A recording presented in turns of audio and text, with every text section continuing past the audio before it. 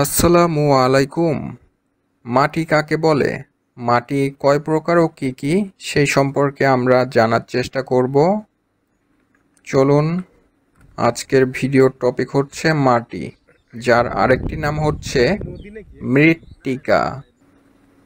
মাটি বা মৃত্তিকা হলো পৃথিবীর উপরিভাগের নরম আবরণ।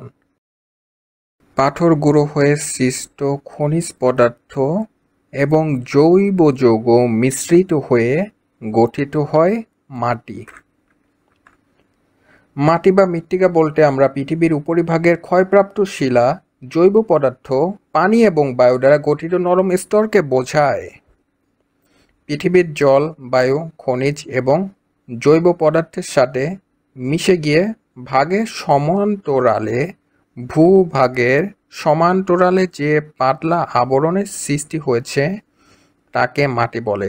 এটা হচ্ছে মাটির সংজ্ঞা গেল। আমরা দেখে নেব মাটি এখন কয় প্রকার।